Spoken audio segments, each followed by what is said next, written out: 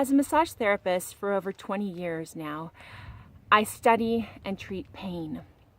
One thing that I tell my students is that all chronic pain has an element of emotion to it.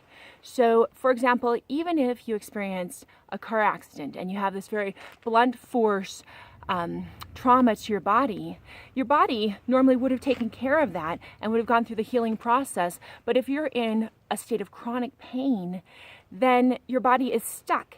And that stuckness has feelings of protectiveness and worry and anxiety. It has a lot of fear to it. And so in this way, there are always emotions associated with chronic pain.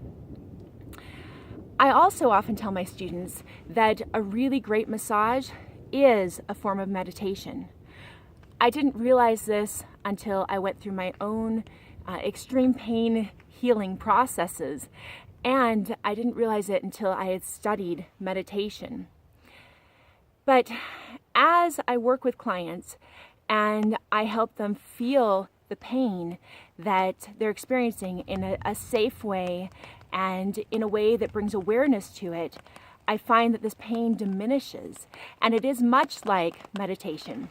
There's a story that they tell at some of the meditation trainings I've been to.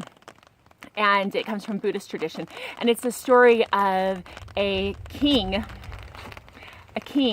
and he had this beautiful castle, and he had this great social life, and he would have visitors from all over the kingdom, and everyone was welcome.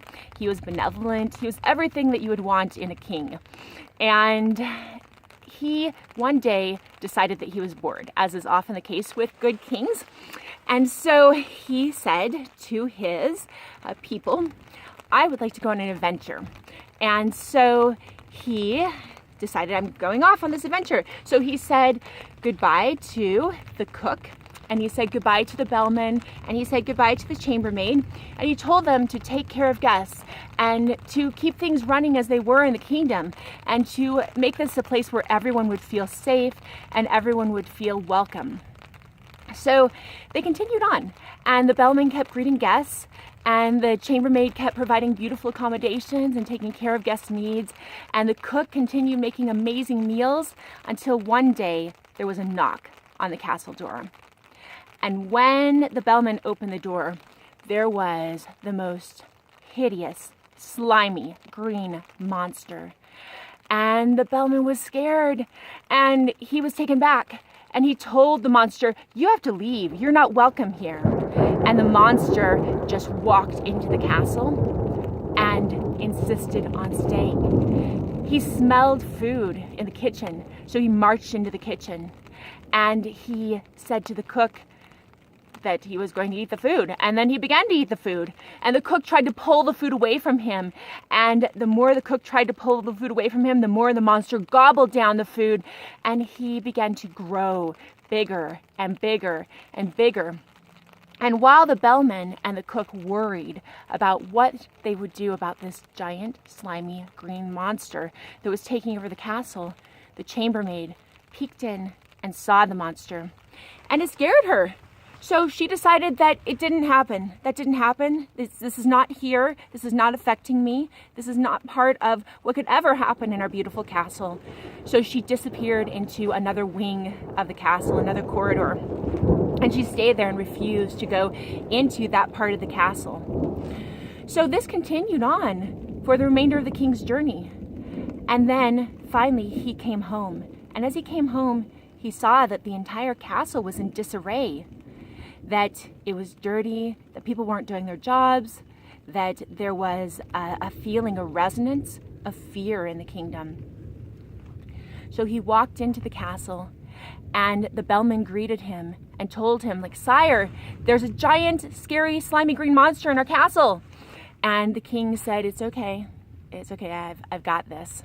So the wise king. And he walked into the kitchen where the slimy green monster was, and he said, my friend, welcome. It's so good to see you here. And he said to the cook, please make the finest meal. We want to make our friend feel welcome. I haven't seen this friend for a very long time.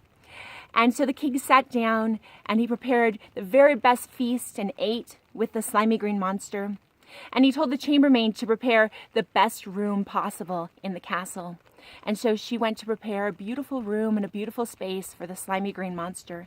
And as the king sat there, and as he ate with the slimy green monster, and as he provided a supportive, loving environment for the slimy green monster began to shrink, smaller and smaller and smaller, until finally all that was left was a little boy. Hey, if frogs can turn into princes, we can do this with this story.